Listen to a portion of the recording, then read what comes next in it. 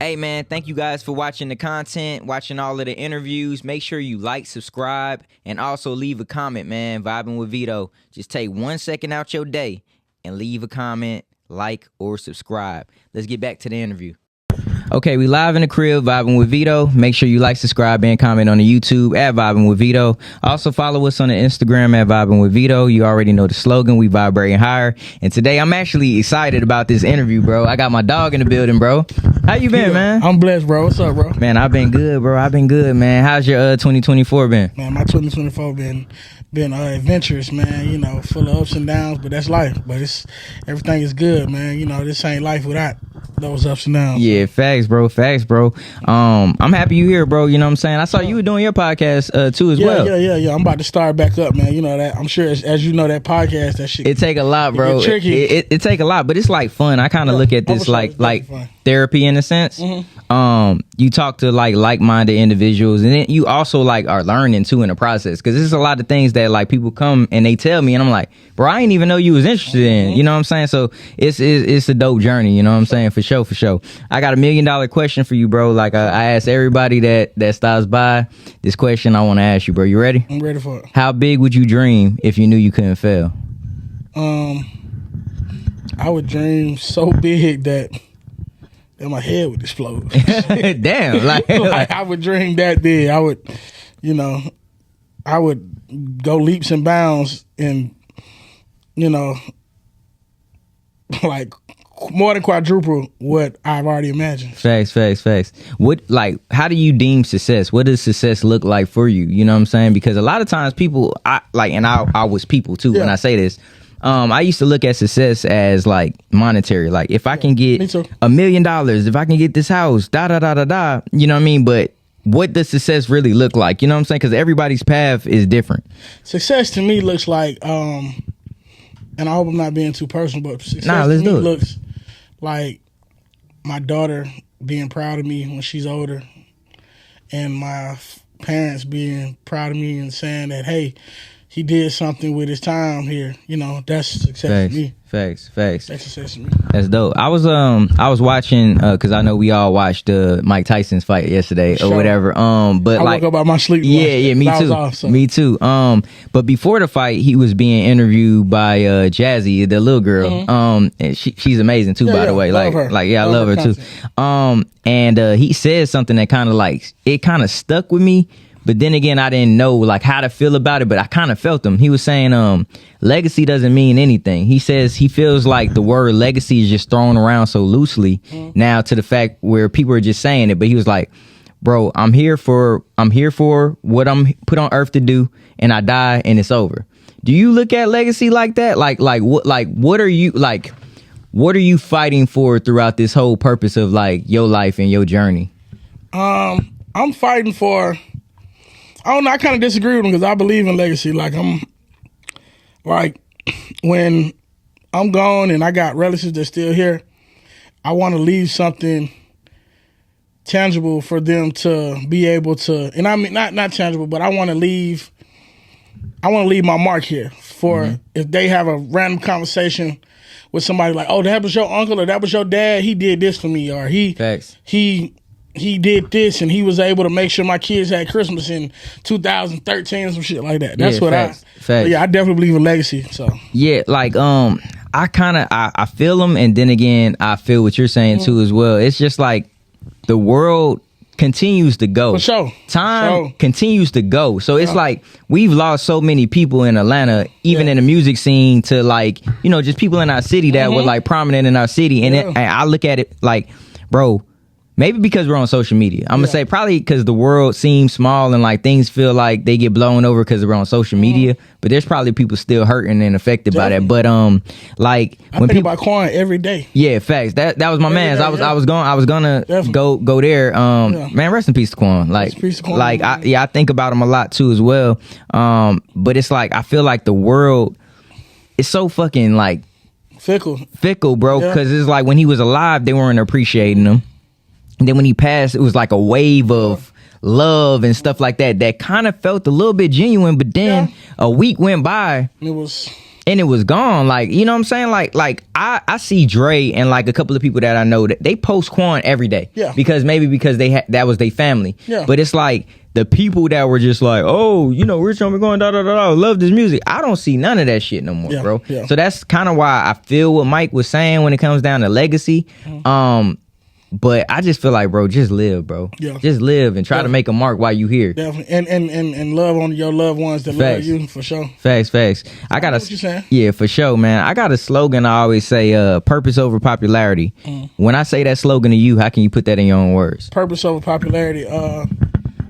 Me putting that in my own words, especially choosing to stand on your morals and values, even when it might not be the cool thing to do. Like choosing to, you know, I don't even want to give an example, but choosing basically to run your own race, even when people ain't going right, you going left. That's what I would equate that your slogan to. Facts. That's dope. Take us back, man, on the journey, man. Where did this all begin? I know I met you a long time ago, bro. We've been rocking, and it's been a good relationship, dog. Sure. Like I always love to see you, like, you know, keep on like elevating and shit like that. But take us back on the journey, like where did it all start, and how did you say, like, man, I want this to be my life path? Man, I ain't gonna lie to you, God really put this in me in my lap, like at an early age though. Because my dad, he's an HVAC man. He do heating and air, and his uncle has a lot of like investment properties. Thanks. So one of the tenants in investment properties left like a gang of records. And then on my mama's side, I got an uncle that's an actual DJ. He just passed not too long ago. I'm sorry about that, bro. It's all good. Rest in peace. And Thanks. He was I remember running outside to go play with my cousins, and he was setting up, and I'm like, "Whoa, what you doing?" He was like, "Oh, you DJ?" And I had just seen the movie Juice. So I was like, "Oh, so," like I thought that was something that people couldn't do. Yeah, couldn't do. Like I thought that was just something in the movies. He like, "Yeah, I DJ," and I stayed with him.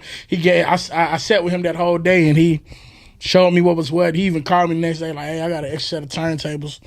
Tell Omar to come get them." They was telling my mom, so we go get them that day. And you know, long story short, it's like it really fell in my lap from getting the gang of records from my other uncle on my dad's side to actually getting the turntable set from my uncle on my mother's side. So it basically, like, God put this in my lap.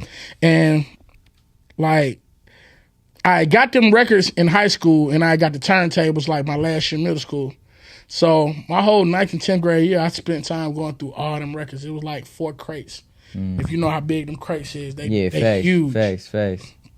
So that's how I got like a lot of music knowledge and know what's what from different areas, different genres. So yeah, it pretty much fell in my lap. And then I remember I did a party for a girl at my school. Her name was Tiana Edwards, and I charged her $50. And then my pops called me. He was like, "Hey, you got enough music?" And I was like, "Yeah, I got enough music." But you ain't have enough music. I did good that first 2 hours.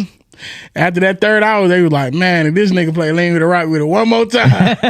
So right. Yeah, but yeah, I had it really fell in my lap. So yeah, that's what I would say. That's dope, bro. Like, man, it's so crazy, bro. And that was a dope ass story, bro. Like to see, like, number one, you had that push too as well. You had somebody that said, "Look, bro, shit, you like what I do? All right, cool. I got some stuff. I'm gonna help you out." You know what I'm saying? Definitely. Like, but like for you to have wait, I'm sorry. And then not to cut you out. And then to have the dad I had. Like I had a dad that was like, "So you want to do this? All right, what you need?" Because I've been even before I started making beats. He was in the car. He was like, "What you want to do with your life?" I was like, "I want to make beats." And like he literally got off the exit and made a U-turn and went to Guitar Center. And we found something. It wasn't a full beat machine, but it was something to make beats with. And like he's always been a dad that's like, "I'm gonna invest my last into you. Facts. What you want to do." So Facts. My parents like that too. Like I remember I had a conversation with my dad. This was like when we first moved here, because you know my family from New Orleans. So I moved from New Orleans to New Jersey, from New Jersey to here, and I just remember like going to high school, or going to like middle school. Like a lot of people were a little bit more advanced here. Like, you know what I'm saying? Like it was like, you know what I'm saying? It was just like people were just advanced. So I'm talking to my dad. I'm like, "Bro, like, you know." I'm like, "Man, all the girls, they like me at school, I'm just having a real conversation with him. He was like, "That's cool and all, but have you thought about your future?" Yeah. And I'm like, "Nah, I'm just having fun." You know what I'm saying? Like, I'm just having fun. He was like, kind of similar to what your dad said. So what do you see yourself doing?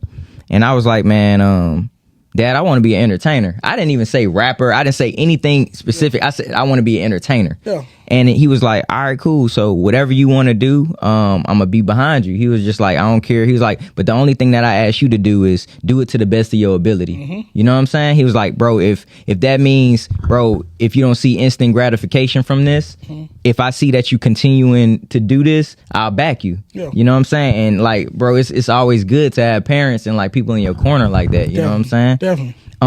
Which brings me to my next question. You from Atlanta, right? Yeah, I'm from the South Side. Born and raised. Okay. Clayton County. I done lived in every part of the South Side. So facts. How did your area that you grew up in? How did that shape you into Omezy that we see today? That shaped me. It shaped me into Omezy I am today because like the community aspect of it all. Like when I lived in Clayton County, when I went to Money's Mill, it was like the people I hung with in school, we was heavy in music. We was heavy into... My routine every Saturday was to go to the discount mall on Old National and buy a CD from the Camp store. So it was right down the street. You can go down the street and go see DJ Jelly, DJ Monte. Mm-hmm. And then you go a couple exits up, you go to the other Camp store. You see... It's just the community aspect of being around it. So right. that's what made me who I am. And, the whole era of... Because the South Side had the gang culture, mm-hmm. So and that aspect rubbed off on me in a way that y'all doing that, I'm gonna do this. Facts. Not to discredit what they did. But I knew right then. I was like, okay, I want to be a little different. I want to be my own man. Facts. I feel like people respect me for that. Yeah, facts. Have you ever felt like the pressure of peer pressure? Peer pressure. Peer pressure. My bad. Yeah. Of course. I've definitely felt it. Like I felt it. Like I've, but that's when good parenting come into play. Like my mom was heavy into not heavy in religion, but like she kept me grounded in that aspect to know like, all right, this ain't what you supposed to be doing. So I always peer pressure definitely weighed in, but that's when them values kicked in too. So. That's, man, you said value. You said something real valuable right there. Values. Because it's like, man, I feel like it's easy to kind of fall victim of being a part of something that you don't really understand, but you see everybody else doing. Yeah. You know what I'm saying? So like having those morals and values instilled in you as a young age, that helps you like be able to differentiate like what is for me and what's not for me. You know what I'm saying? And like, bro, like I can commend you on like, bro, because ever since I met you, bro, you've been the same way. What's up? You know what I'm saying? Just like on your path, grinding. Which brings me to my next question, bro. Have you ever felt like, damn, bro, am I really doing what I need to be doing? Am I walking in my complete purpose, like in life? Like, have you ever felt like the urge of doubt? Of course, I feel it once a month. I ain't gonna lie. I feel like, dang, am I doing this right? Am I walking this right way? Like, right. And then something that happened, and I'll be like, all right, I'm on the right path. Yeah, so, facts. That's dope. I feel it continues. I think that's something we're gonna feel in life. Period. That's what I feel. So why do you feel like because us as black men, bro, like why do you feel like we always feel like we need to do more and we don't kind of like settle in on like all of the accomplishments that we have? Do you think that's a like a chip on our shoulder because of like, how our parents was raised and stuff like that? I feel like it is because we have, how I want to say this. I feel like talking shit. Even as like say you're a young man, you coming out of high school. Mm-hmm. You got in your mind what you want by the time you turn 25. Facts. You got in your mind like, I want a spot, I want a car, I want a pretty girl, I'll probably have a kid. Mm-hmm. And so you feel like sometimes like you ain't got to none of that at that certain age, or even you set certain standards monthly for yourself. Mm-hmm. Like you can feel like you're not doing enough because you haven't reached the goals in your head. Mm-hmm. So damn, that's crazy. And it goes back to like you said, values, morals and values, but like also I feel like that plays on your mental health, for right? Sure. Man. So how important is mental health for you? Like, you know what I'm saying? What are some things that you do as you know at your age now to keep you grounded and like sane out here in this world?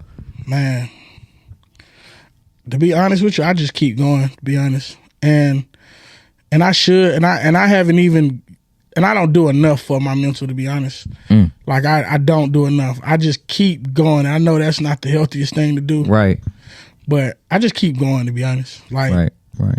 I used to be one of them people like, anxiety, what's anxiety? And then I realized like, that shit real. That shit mental real, health bro. shit is real. Like, that shit real. But nah, I need to get into something to kind of I feel like the way I decompress, let me tell the truth. The way I decompress is when I see my daughter happy. I just had a daughter, she won. Damn, okay, congrats, bro.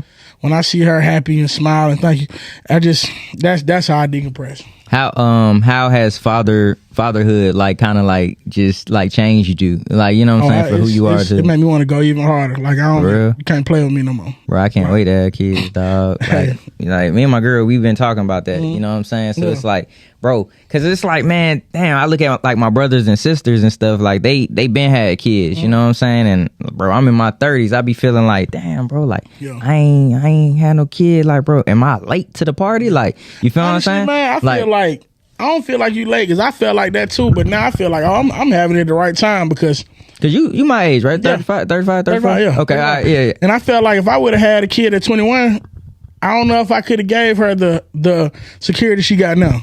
Like, I'm not saying I'm rich and wealthy, but I'm situated enough. I'm situated, like, and I'm situated for her to be situated. So that's dope.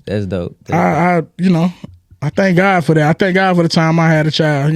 I be feeling like, damn, when I'm this age, she gonna be this age. But I think about that every day. But you look at Quincy Jones, man. He just died. At what age? He was 87? Bro, Quincy Jones had like how many kids? 7. And right? all of them had billions. He left all of them billions of fucking dollars. What is that? 8 kids, and he left all of them 80 million apiece. That's crazy as fuck, man. Bro. Now that's legacy, bro. But he won. That nigga won. He won in life, nigga. But I'm like, bro. So seeing shit like that, right? You know what I'm saying? Like we just said 80 million for each kid, bro. Does that make you like does that make you say, look, man, I gotta go even harder? For sure. It definitely made me say, I was like, oh man, made me like, cause I ain't gonna lie, I'm not a big gamer, but every now and then I might, cause my wife bought me a PlayStation, I might just get on the game. When I seen that, I was like, but I'm gonna get out this game. I'm gonna find something to do. Right. So, you know about have you heard about like life insurance? Yeah, I have life insurance. Bro, like it's certain life insurance policies, bro. And I'm not like a life insurance coach, bro. I'm actually learning this shit. Yeah. It's certain policies, bro, that you can literally like give for your daughter and stuff like that to set her up like when she goddamn 18, she's a fucking millionaire. I don't got nothing to, well, it's not her policy, ain't no millionaire shit, but like she got a policy. I got her. Thanks. Look into whole life insurance too. You on that? I think so. I know I got some things in place that if something happens, she'll get something. Facts. You see how me and you giving each other game right now on that type time? It's like, bro, I feel like we haven't had enough of that in our culture, bro. You feel what I'm saying? Because it's like, bro, we done seen niggas have millions, go all the way up, blow through millions, come all the way back down, go back up. And it's like, bro, what is wrong with telling the next man that look just like me, hey, bro, this is what I did, this is how I got the paper. You know what I'm saying? Why you feel like our culture is like always like, nah, shit, if I'm doing better than this dude, nah, I'm cool, I want to be, you know what I'm saying? I feel like that come from insecurity, and it come from your upbringing too, and how you was raised. Like certain people, like they don't be raised off like love sharing. Yeah, love and sharing. And certain people just bad people, man. Right. Like I don't want to cuss, but nah, go ahead. Certain people just fuck niggas, man. Yeah, like, facts. Niggas are just some fuck niggas, man. There's niggas that are just that. That shit crazy, bro. That's some of these niggas' legacy. Yeah. Right. That's crazy. Man, let's switch gears, man. Let's talk about like your accolades, man. Like, bro, so growing up, could you fathom to be in the position that you are in now? Like, could you see like, bro, damn, I'm gonna be on the radio. I'm gonna be in all these clubs. I got people like Future pulling up on me, like to show me love. You know what I'm saying? Like, did you see that for yourself? I'm gonna be honest, and I know this gonna sound real bad. Nah, nothing sounds bad. I picture myself being a lot further, but I am appreciative of where I am now. Right. Because it's a lot of people that look at me and be like, man, and I be like, who are you talking about? Yeah, facts. You made. I'm like, well, who are you talking about? Then I had to realize, okay, you've done something with your life. Facts. So Facts. yeah, I picture myself being a lot more situated and accolade wise, but oftentimes I have to look back and thank God, because it's like when I look back on the things I have done, I'm blessed. You blessed, bro. I'm blessed. Like Omezy, bro. Like, niggas come to you, come to you to play records. Like, hey, they want your opinion. Mm-hmm. You know what I'm saying? That means that your voice is valuable. Yep. What you think about people is valuable. Yep. What you hold and what you can tell people to do, like your weight. They seeing you do this shit. Yeah. I mean, they see the biggest of the biggest artists come to you and say, look, bro, hey, I want to come deliver this record directly to you. You know what I'm saying? Bro, that is an accomplishment. Yeah, it is. I got 5 people, bro, that I look at with like the utmost respect in this DJ shit, bro. You ready for my list? I'm ready. Bro, I got you, JT, Plug, my brother. Blue. Shout out to Blue, my brother. And who else? I got one more, and Tank. Them all my dogs. And to be honest, it's like, you know what I'm saying, I got Screen and stuff too, but you know, Definitely. Screen, they always been famous. Goddamn, like for me going up, like I saw y'all niggas start and then get to where you're at. You know what I'm saying? So it's just like, I look at y'all career a little bit different, y'all path a little bit different. So, and I see why you say that, because like, it's so many. I look back on so many pictures of all of us, and we all skinnier than what we is now. All good. We all y'all young getting money. and, Y'all getting money. Y'all eating. It's just like we all young and fresh in the face. So yeah, that's a hell of a list right now. You know what I'm saying? Do you feel like DJs get enough credit? No. I feel like we got one of the most important jobs in the entertainment industry, and we are the least valued. Damn. I feel like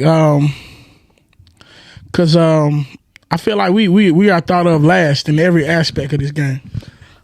Why you say that though? Because like I feel like I didn't mean to cut you off. No, I feel like being an artist, I felt like I was overlooked. You know what I'm saying? And I've done a shit ton of things that a lot of people can't even do to this day, even with, you know, me not being signed. But I feel like, you know what I'm saying, once I kind of merged into this lane, now people give me like my just due. And it's like, bro, I don't act no different. I don't look no different. Well, I got braids, I had dreads, but like I don't carry myself. I'm the same person. Yeah. You know what I'm saying? So goes back to you, why do you feel like DJs don't get their just due? I feel like we don't get our just due because it's like,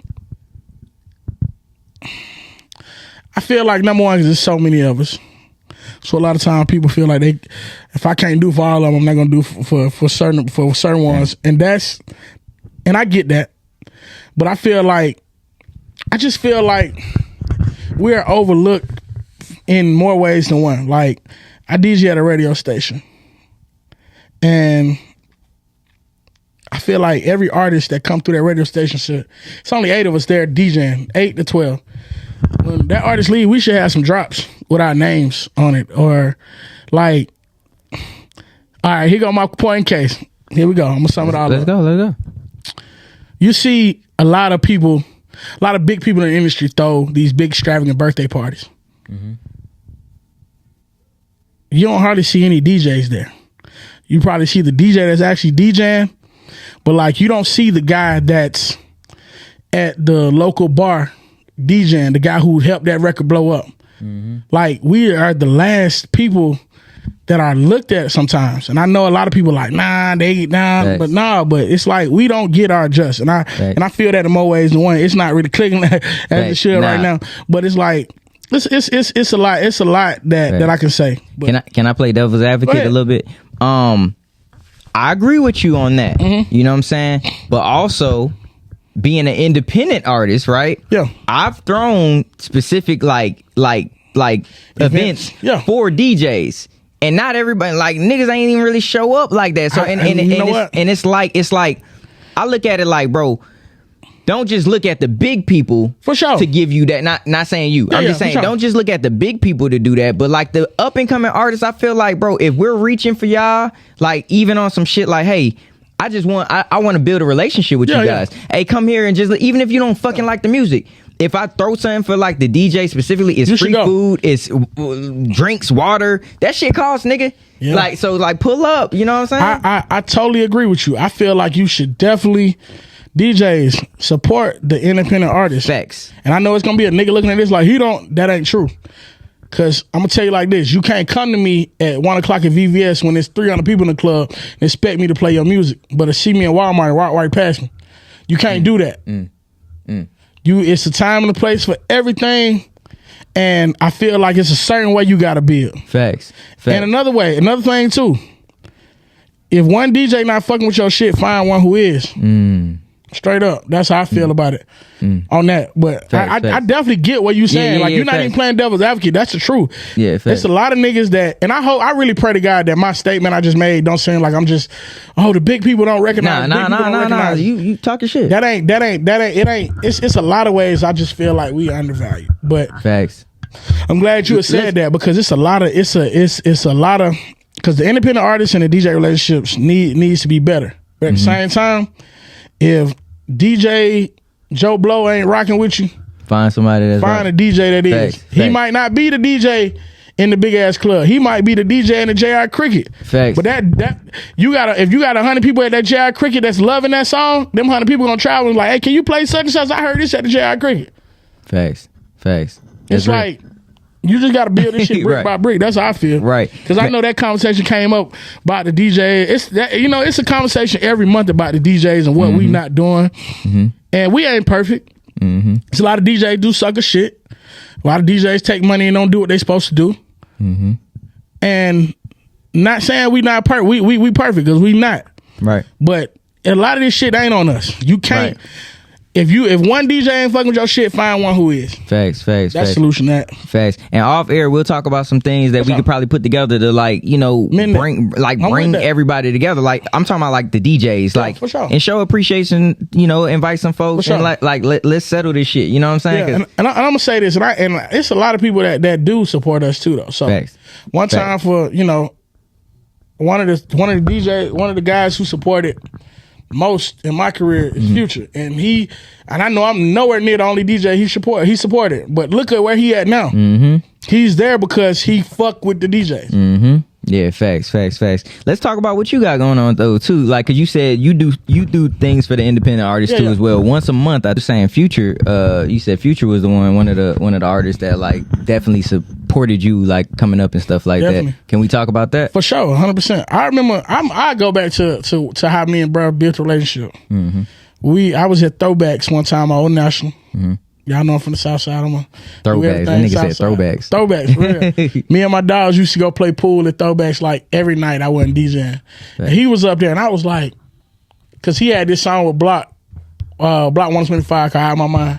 And I was like, bro, you on that song with Block? He was like, yeah, I'm Future. I was like, yeah, I know your name.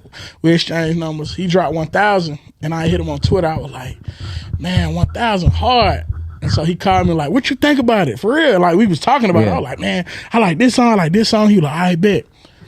I was like, and I don't know what made me do this because I don't really do, not saying I don't really do this, but I asked myself, you got some more CDs? He was like, yeah. He was like, yeah, meet me at Magic at like 3. Me and my dog pulled up on him at Magic. He handed me a gang of CDs, and I literally gave them bitches to everybody I knew. Damn. Here, play this, play that, play this, play this, play this. And like, our relationship been solid ever since then. That's crazy. Like we might talk once a year, but that's cool though. Gonna be a good conversation. Yeah. I remember, and like he one of them people that kind of like hold you accountable too. Like I remember when I first got on the radio, I was like, "Hey, bro, I'm on the radio." He was like, we was in the studio. He was like, yeah, "You should have been did that. What's next?" I was like, "Damn, all right."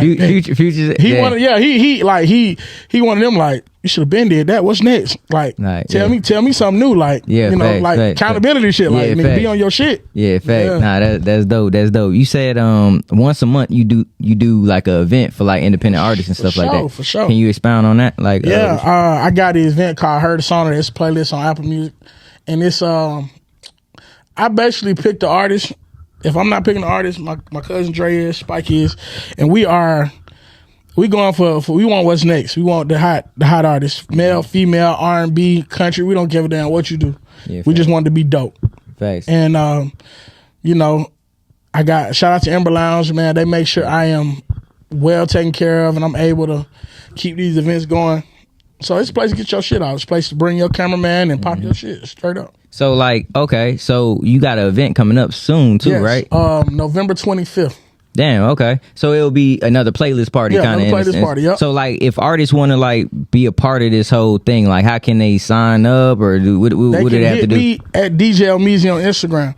Send me that music first.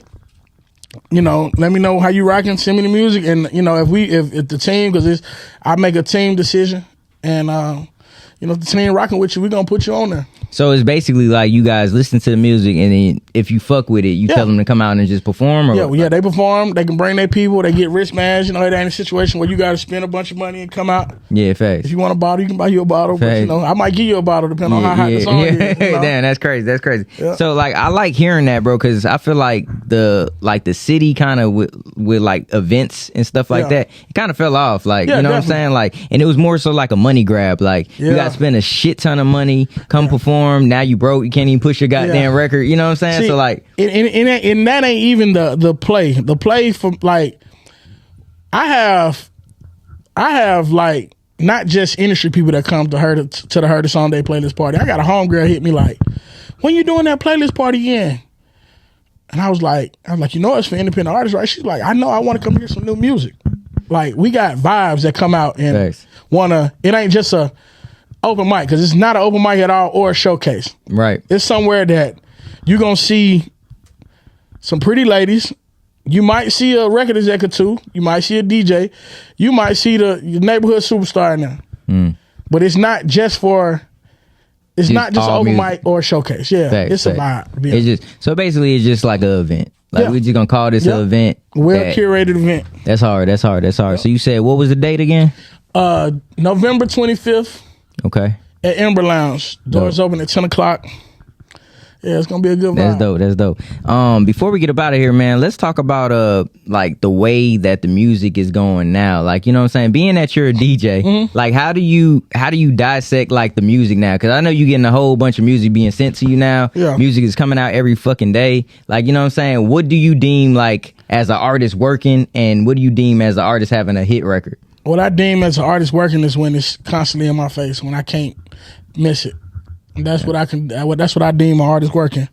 And what I deem a hit is, it's crazy. I know somebody gonna look at me crazy when I say this, but when a waitress come to me and say, "I want to hear this," because anytime they come to me and ask me for a song, 8 times out of 10 it's a hit.